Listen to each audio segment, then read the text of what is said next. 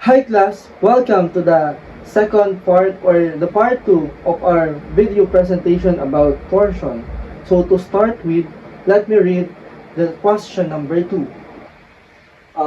The gears attached to the fixed end steel shaft are subjected to the torque shown in the figure. So ito yung figure guys.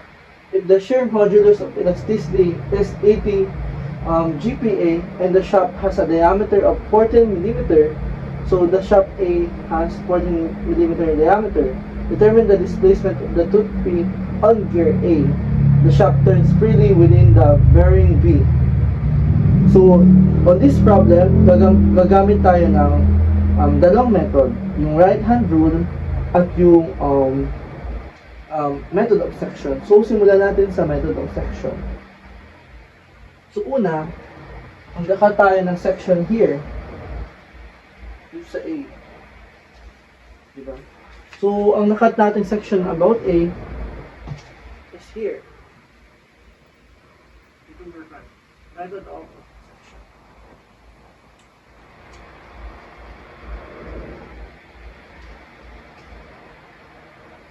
Ayan. So, we cut a section here sa point A para malaman natin yung torque or ma-identify natin yung magnitude ng torque around AC. Right? So, ayan. Magsasummation tayo ng positive moment. Summation of positive moment is equal to 0. We assume that clockwise to be positive. So, negative 150 plus ang pagpalagay natin this is force AC is equal to 0. So, force AC daw, ang value ng force AC is equal to 0. Is equal to 150 rather. Megapascal. No, Newton meter rather. Newton meter. Ayan. Kasi nag-moment tayo. So, kaya Newton meter yung unit natin.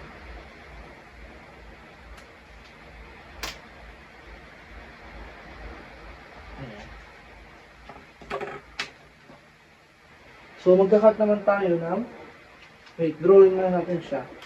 So, yung moment daw dito, meron daw tayong positive 150 Newton meter. So, clockwise siya.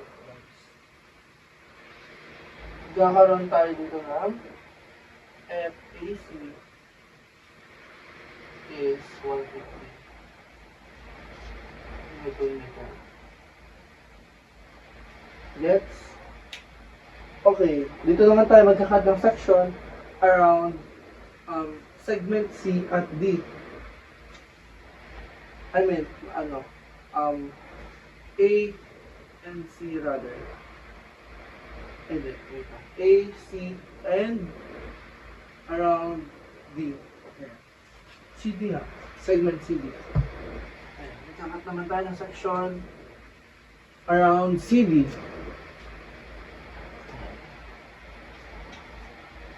Mag-take tayo ng summation of moment and mag-set tayo ng value as clockwise or clockwise positive is equal to 0. So, meron tayong little force or counterclockwise moment na negative na 150. So, tayo negative 150 plus 280.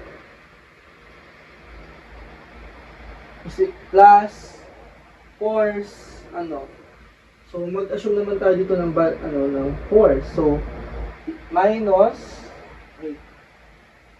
sige, mag-take tayo dito as since mas malaki dito sa segment C 280 tapos dito sa 150, mag tayo ng another counterclockwise. So, ilagay natin siya as force force CD. So since counterclockwise tayo, nag-assume tayo na counterclockwise siya, minus FCD is equal to 0. Ayan. So pag nag-summation ko or pag hinanap natin ang value, ang force FCD daw ay may value na 130. Tama ba? Negative 150 plus 280. Yan. Positive 130 Newton meter. Ay, wait. Class, pa naghanap pala tayo ng torque, isang direction lang pala yung moment. So, mali. Ulit natin. Para makakuha natin yung negative actual value. Ulit natin.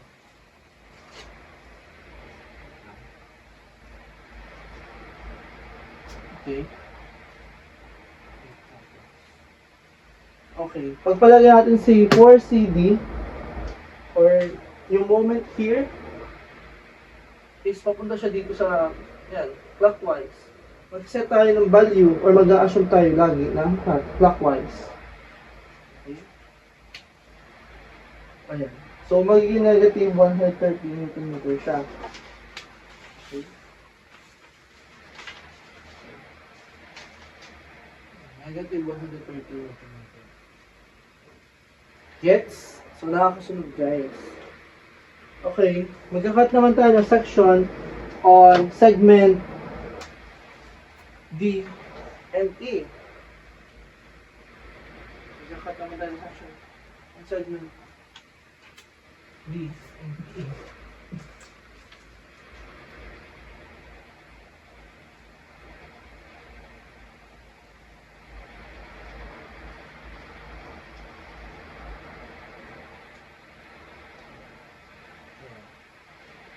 So mag-a-assume ulit tayo ng value here na ang moment dito is clockwise. So don't get me wrong guys ha. Sometimes pag nagkakaroon tayo ng section, pag ganito diba yun? Assume value. Pero ngayon, since ito yung na-umpisa natin value, like dito is counterclockwise, syempre, it is common sense na clockwise siya yung another value ng moment here.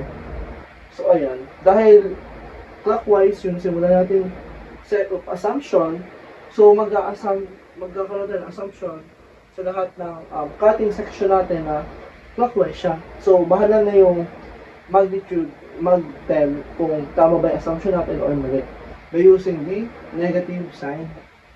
Okay, pag negative siya, ibig sabihin, the other way around. So, halimbawa, we assume here na clockwise ito. So, negative 130 Newton meter yung sagot natin. So, it is actually a counterclockwise motion. So, ayan. Let's proceed. So, we assume positive as clockwise moment as positive. Summation of forces, summation of moment is equal to 0. So, meron tayong negative 150 plus 280 plus 40 minus force dB. Palag natin force dB siya. Minus force dB is equal to 0. Ayan. So, anong value ni force dE class? So, nag-add lang tayo ng positive 40. So, yung negative 130 natin is magiging negative 170 Newton meter. Force dE. Nakakasunod ba class? Ito yung mga value ng torque natin sa bawat section. Cutting section ginawa natin. So, yung mga torque, value ng torque na ito is magagamit natin ito mamaya sa ating pag-solve yung question A, B, C natin. Okay? So, another method. Here is the right hand rule method. Or pwede rin itong axial force diagram na tinatawag or the torque diagram. Yan, nakita nyo ba class? This is actually a torque diagram. Tatawag rin itong axial force diagram, pero to be specific, it is a torque diagram. So do sa una kong video, nasabi ko siya na moment diagram. So, mali yung class. Sorry. That is a torque diagram. So, ayun. Magamit tayo ng red pen and blue pen. Sabi dito, nagkaroon tayo ng torque here, or umikot yung shot natin here ng 150 Newton meter counterclockwise. So we assume that counterclockwise value as positive here. Kasi siya yung nauna eh. I mean, siya yung magsaset ng standard. So, mag-a-align din naman yung ibang value dyan. So, ang mahalaga rito is mabalik sa 0 yung value ng torque natin to make it in equilibrium state. So, ayan. So, yung distance natin is along here is 0.4 meter, 0.3 meter, 0.3 ito. So, ito ay 0.3, 0.5, and ayan. To sum up, 0.4 meters, ito naman hanggang 0.7 meters. So, yung haba nitong shot along A hanggang D, hanggang dito, A rather is 1.2 meter. Ayan. So, ayan, magagawa tayo ng diagram. So, here, mag-a-assume tayo, di ba? Pag ganito.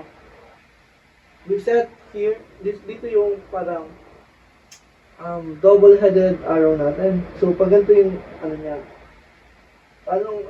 ikot. Di ba counterclockwise siya? So, we assume counterclockwise as positive, di ba? Counterclockwise as positive here. So, tataas tayo. From 0, magkakaroon tayo ng 150 na motion. 150. From here. 150. Ayan. Yung torque natin, yung value na yung torque natin dito, sa distance na 0.4 meter is 150. So, parang linear lang siya kasi walang other value ng torque. So, ayan, nagkaroon naman tayo ng torque here sa ito sa 280. Ayan. Dito sa distance C rather, nagkaroon tayo ng torque. So, bababa tayo. Ayan. Bababa tayo ng, di ba 150 kanina yung value. So, since here, nagkaroon tayo ng torque, dito yung double-headed arrow natin, di ba? And then, pag ganito dapat yung force natin. Since, baliktad yung ikot niya, it is di ba? Di ba counterclockwise motion is positive? Tapos itong motion natin dito, segment na to is clockwise, so baba tayo ng 280 Newton meter. So ayan, baba tayo from here, from 150 to negative 130. Negative 130. Ayan. So since at this point, diba here, tataas naman tayo ng 40. I mean, magkakaroon ulit tayo ng torque here ng 40.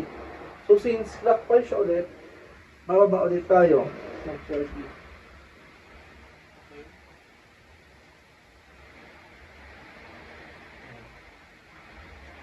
hanggang sa magkaroon tayo ng dito, here. Na-zero natin to. So, yun yung value ng E natin. Kaya naka-blanco yung E. So, para mahanap natin yung E, mag-a-add lang tayo ng values. Diba ito, 150 plus negative 130 plus negative 170 plus the value of x is equal to 0. So, kailangan naka-equilibrium state yung steel shock natin.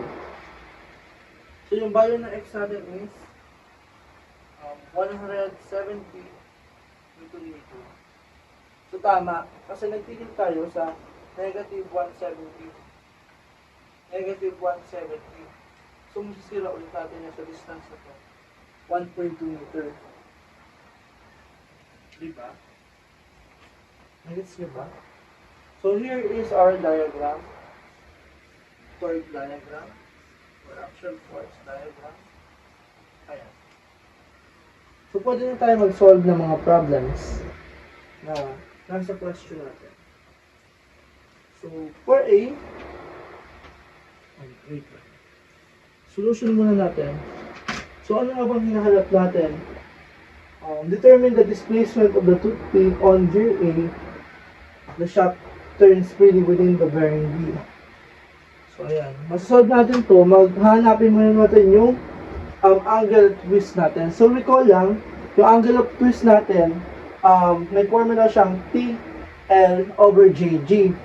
So, ano nga ba yung T? Yan yung torque. Ito yung sunod natin. Yung mga torque. Okay? And then, the L is the length. Yung length ng shaft natin. Yung circular shaft or yung steel shaft natin rather. And then, yung L naman is, yun nga. Yung J naman is yung polar moment of inertia natin. So, ayan. Na-discuss ko na rin yung value ng polar moment of inertia ng mga circular shafts. And then, lastly, yung G, yung shear modulus of rigidity. Okay? Ayan. Ididikit na natin. Solution. Or solution for angle of twist. Angle of twist. So, yung angle of twist natin daw, ang formula niya is yun. I-discuss ko na.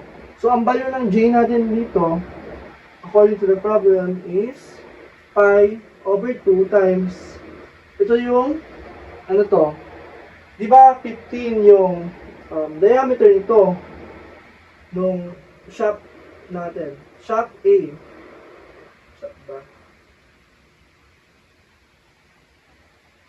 Ayan, tooth, gear A pala rather, ayan, 15 yung diameter nito, and then, di ba, 14 pala rather, 14, and then, di-divide natin siya sa 2.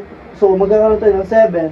So, kailangan naka-millimeter siya. Since naka-meter ito, ay wait. Ano ba? Ayan, magta-times tayo ng 7 times 10 raised to negative 3 millimeter. Para ma-convert natin siya is to the power of 4. So, yung value naman ng G natin is 80 GPa. So, to convert it to Pascal, kailangan natin kung times 10 raised to 9. So, magkakaroon tayo dito ng init na Pascal. Okay? And then, so solve na natin siya. Yung angle of twist natin. So, in class, you can pause the video pag nabibigisan kayo or hindi nyo nag-get yung mga solution. Kasi, naready ko na yung mga solution para mas mapabilis yung ating video presentation. Ayun. So, ito yung value ng angle of twist natin. So, 150 yung, di ba? Nakuha natin dito, yung torque is 150 times 0.4. Yung length L, na distance niya, over yung ano natin, yung J, yung pi times 7 times 10 raised to negative 3 raised to 4 over 2 times ang ating G, which is the shear modulus or modulus of rigidity na 20, ay, mali yung ano natin dito, pagtapos. 80 ito, it's supposed to be 80. 80 times 10 raised to 9 plus, so ang pangalawa natin yung value is negative 30. So isusulat natin siya as negative 30. So negative 130 rather, times 0.3, the length, ito, 0.3 meters, times here, pi times 7 times 10 raised to negative 3. Naka-raised to negative 3 pala siya class kasi nga, gumamit tayo ng meter na value. Okay, guys, nyo ba yun? Over 2 times 80 times 10 raised to 9 kasi nga, gumamit tayo ng Pascal kaya naka-raised to 9 siya. So, plus negative 170 times 0.5 over the polar moment of inertia times the shear modulus of rigidity natin. So, ang value nito is, ayan. So, the angle of twist natin daw is negative 0.20, 2,121 rad. So, kung i-convert natin ito sa ating, dito, here, in degree, tatayos na natin to sa 180 over pi, so magkakaroon tayo ng 12.5 degrees. So, ito yung angle of, ito yung representation ng angle of twist natin. So, from here, di ba nagkaroon tayo ng pag-ikot, di ba? So, napunta rito. So, yun yung angle of twist natin. So, paano nga ba nangyari itong torsion na to? I mean, di ba dito, here is the diagram. So, pagpalagay natin, nandito yung, di ba, sa right hand rule natin, nandito yung double-headed arrow natin. Di ba? Dahil nandito siya, di ba, ang ikot niya is pag ganito? Pag ganito, di ba? Ayan. Dahil ang paikot niya is clockwise, so we assume na sa right hand rule natin kanina, na ang counterclockwise natin is to be positive, pero yung ikot ng ano natin dito ng torsion natin is clockwise siya, here clockwise, kasi nandito yung double-headed arrow natin, pumunta dito, so negative talaga yung magiging value ng ating angle twist. Okay? So, sa actual nating tanong, so yung displacement daw of tooth P and gear A, ito yung sagot natin. Here.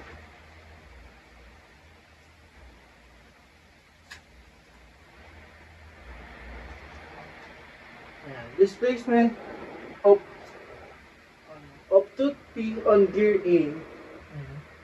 Medyo mahal. Okay? So, ang formula ng displacement from ng tooth A on gear A, ng tooth P from gear A rather, ay SV is equal to R theta A. So, yung theta A natin is yung angle of twist natin. Meron na tayong angle of twist. So, ano yung R? Yun yung radius ng A o yung gear A natin. So, 100 mm yung ng radius ng gear A natin times the value ng angle of twist natin in rad, multiply lang natin sila. So, magkakaroon tayo ng value ng SP is equal to 21.21 mm. So, ito na yung sagot sa ating problem. Ito yung sagot sa ating problem number 2. You can take screenshots to para analyze nyo rin yung process o yung mga naging sagot natin. Okay? Okay class, let's proceed to our last item, which is number 3 for our topic torsion.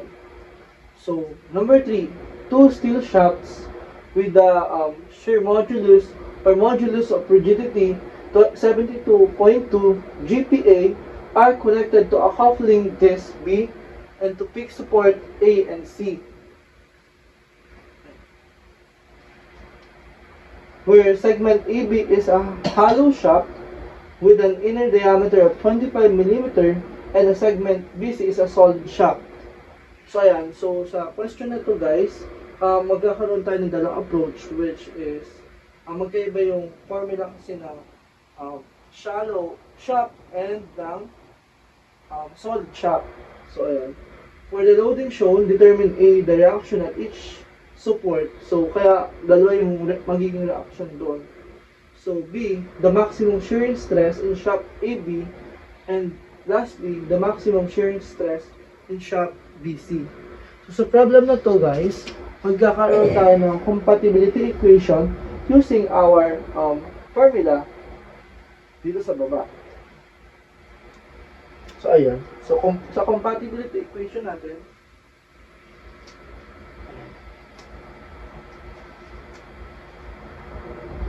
ayan, gumamit tayo ng formula sa angle of twist. So pag nagkaroon tayo ng compatibility equation, so pag in-add down natin yung segment AB and segment BC, yung angle of twist nila, so magpo-produce tayo ng value ng 0 since nasa equilibrium state sila.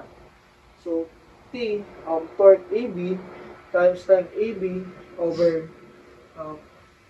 J, AB, or the polar moment of inertia at AB, and then our modulus of rigidity plus TBC, LBC over JBC and G. So alam niyo naman na guys yung mga symbol na yan, kung ano yan. So equal to 0. So next, after natin magkaroon ng compatibility equation, that is our step 1.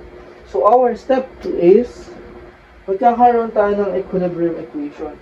So kung matatandaan natin class, nag-solve tayo ng indeterminate beams or indeterminate parang nag-solve tayo ng indeterminate na mga materials like beams, okay? To be an example, so nagkaroon tayo ng mga steps. Di ba pag magkukuha tayo ng mga reactions, pag hindi natin ma-identify yung pag 3 or more na siya, magkakaroon tayo ng mga steps like compatibility equation, equilibrium equation. So ganito rin yung gagawin natin ganito approach din ang gagamitin natin sa problem number 3. So equilibrium equation, TAB plus TBC is equal to 1,400 Newton meter. Ayan. Yun yung natin, given natin, 1,400 Newton meter daw. Pag pinag-plus natin yung torque AB and torque BC. Ayan. And then next, ayan.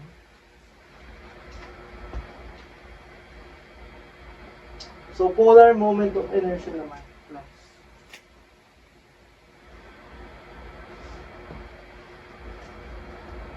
Polar moment of inertia. For our step 3, polar moment of inertia.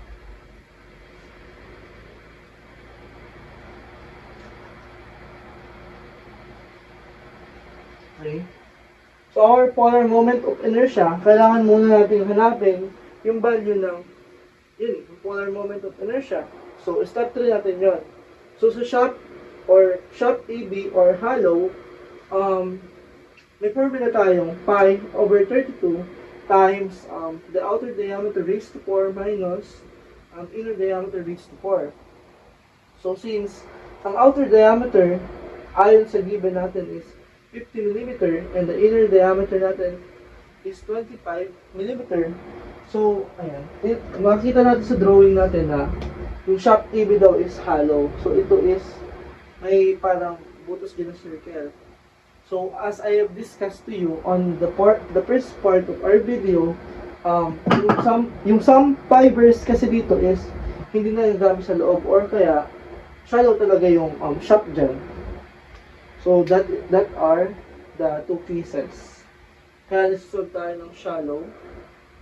Ayan. Kaya may formula tayo sa shallow and solid. So ang sagot natin sa hollow, shallow pala guys, sorry. So 545,415.3 millimeter raised to 4. So, ang unit natin, guys, na gagamitin is millimeter raised to 4. So, sa shop BC natin, which is solid, magagamitin naman natin formula is I over 32 times D raised to 4. So, ayan. Additional formula nga pa na ito, guys, sa ginamit natin kanina. So, ayan. Na-derive lang siya sa may actual na formula na binigay ko kanina. Okay. So, kung gusto nyo itong ma-derive, so, we can have or create another video for that. So, okay. For the sake of discussion, binigay ko na siya agad para mas mabilis natin yung video na ito. Okay?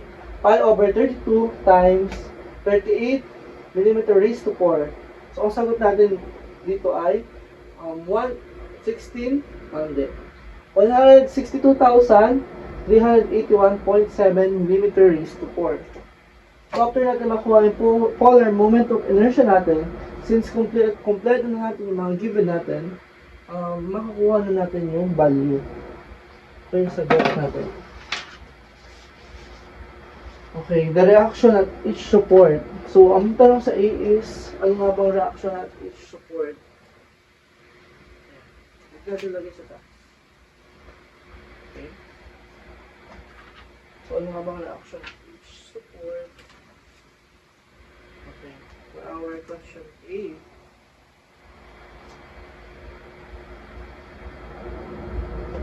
Okay.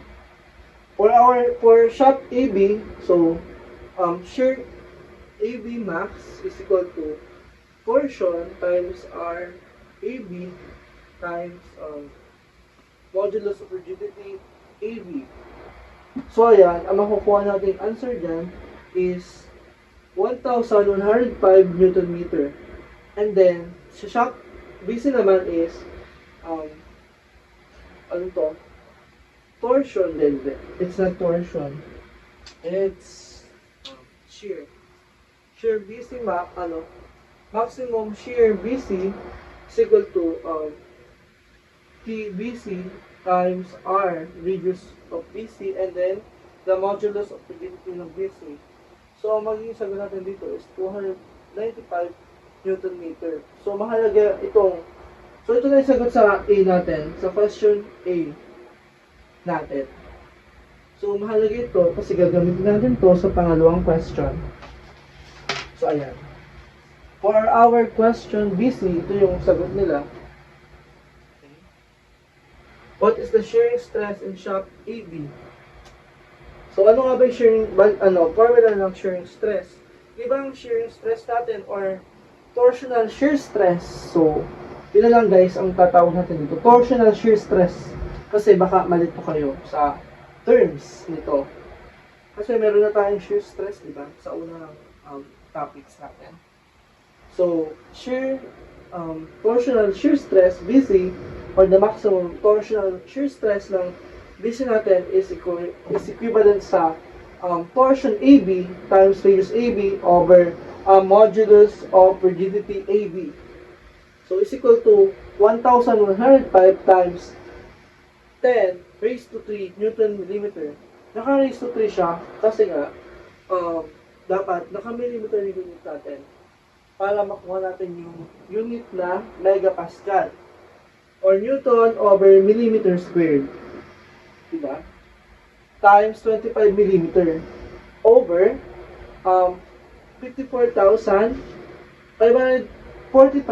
rather 415.3 millimeter raised to 4. So, ang sagot natin sa letter B is what is the maximum shearing stress in shop AB is 45 megapascal. Ayan. 45 megapascal. So, ayun, tatanggal ka. Okay. So, for C naman, maximum shearing stress in shop BC, naman, is shear BC max or maximum torsional shear stress sa BC is torsion at C at BC times radius BC over modulus of rigidity BC is equal to 295 times 10 raised to 3 since kailangan naka Newton millimeter yung unit natin dyan times 19 millimeter over 162,357.5 millimeter raised to 4. So ang sagot natin dyan is ayan. Paggamit, you can use your calculator class para to check my answer. So para sa akin, tama na to kasi na-check na to eh. So you can check pag may doubt kayo. So 27.4 megapascal. So hanggang dito na lang class. Thank you for watching our part 1 and part 2 video. So for more videos, please subscribe to my channel and don't forget to share this video to your classmates. Thank you.